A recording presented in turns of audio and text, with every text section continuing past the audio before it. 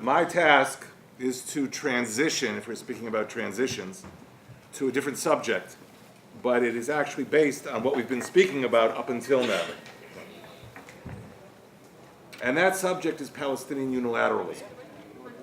And what is the connection between the two that makes this an appropriate subject for us to discuss?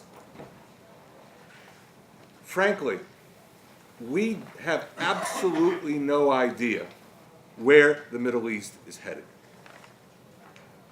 We hope that the revolution in freedom that Natan Sharansky spoke about will grip the populations, will affect the political systems, and what will emerge will be a democratic peace. But we don't know where we are today. Are we in 1945? Are we in 1648? Are we right after the last of the Crusades? Where are we? We have absolutely no idea. And because we have such uncertainty, when we are asked to take risks for peace, we have to approach this question taking into account a wide variety of scenarios that could emerge to our east. Iran's colleague, General Ami Dore, when he worked with the Jerusalem Center for Public Affairs, made a very insightful statement when we spoke about defensible borders for Israel. He asked a rhetorical question. Can anybody guarantee that the regimes around us will be there in a few years? He wrote that in 2005. Can anyone guarantee who will be ruling Egypt? No. Do we know who's going to be ruling Syria next year? Absolutely not. And even our old partner in the region, Jordan, we can't be certain who will be ruling Jordan in 5 or 10 years. I'll add one other element to uncertainty. Iraq. We've been living in a reality where the American army, one way or another, has been either inside Iraq, over Iraq, next to Iraq, basically since 1991, in one form or another. And therefore Iraq, which was always viewed as the key element of Israel's Eastern Front, was removed from our equation for many years. But can anyone guarantee whether Iraqi democracy will succeed and Iraq will become a beacon to the Arab world about how democracy works in a multi-ethnic country in the Middle East? Or alternatively, will Iraq become a satellite of Iran? And with its minorities, the Kurds and the Sunnis, basically put in the corner? We don't know.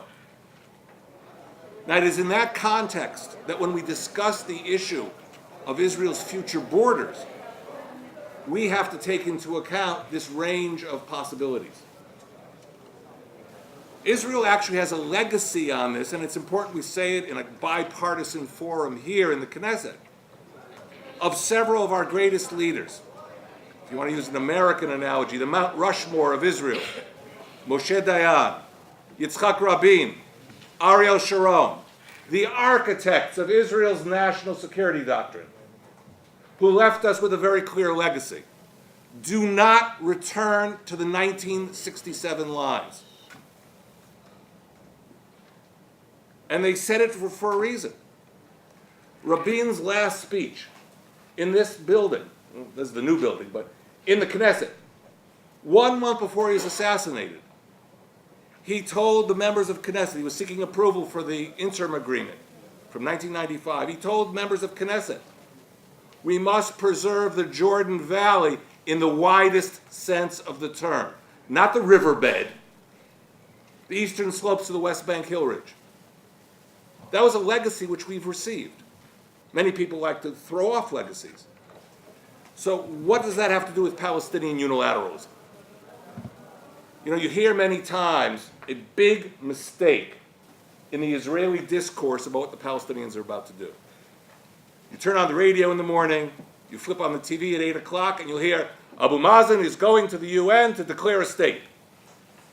It's as though states are declared at the UN. They are not. States are normally declared, new states are declared in their capital or in an area nearby the capital. The recent members of the international community, East Timor, Kosovo, and South Sudan, were declared inside their countries. And then afterwards they became UN members. You don't go to the UN to declare a state. So there's a problem here of misinformation and ignorance in the Israeli political discussion. So what are the options for Mahmoud Abbas, Abu Mazen, this coming September? Option one, he can do like other new states. He can stand in Ramallah, he can go out on a veranda, or he can do it in his office, and declare a new Palestinian state. All indications today are that that is not what he wants to do. He wants to be passive, and he wants to receive a Palestinian state on a silver platter. Which brings us to option two for the Palestinians, which is to seek UN membership without declaring a state. It's a little strange. It's sort of like driving a car without a driver's license, but that's what he seems to be heading towards. That's what he wrote in the New York Times. That's what Saeb Erekat has said repeatedly in interviews. It's a serious problem, of course, because anyone who understands the UN Charter knows there's a procedure for becoming a new state. You first go to the UN Security Council, and if it's approved there, then you go to the General Assembly. But in the Security Council, while we've had our differences with President Obama, he's been very clear that the Palestinian state will not be obtained at the UN, and we have every reason to believe that an effort to obtain a Palestinian state through the Security Council, which is the normal order of events, will be vetoed by the United States. So if Abu Mazen doesn't want to declare a state in Ramallah, if it's known that to get Palestinian membership in the UN is not going to work, what's his third option? His third option is to go to the UN General Assembly. And the UN General Assembly is a place where you have declarative resolutions, very powerful resolutions, but they're not binding under international law. They don't change anything in the reality of the Middle East. So what is he going to gain by going to the UN General Assembly? Let's say there's a resolution. It says, Clause 1, there should be a Palestinian state. Clause 2, it should be recognized by the member states of the UN. Clause 3, this is the critical clause. The borders of the Palestinian state should be the line of June 4th, 1967.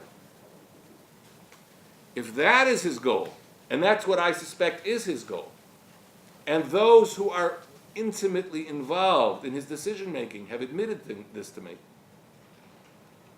his goal will be to enshrine the 1967 line at the UN in September.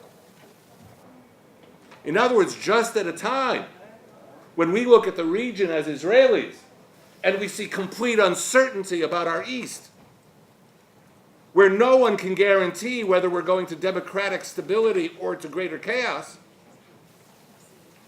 Abu Mazen will try and determine what the future borders of Israel will be.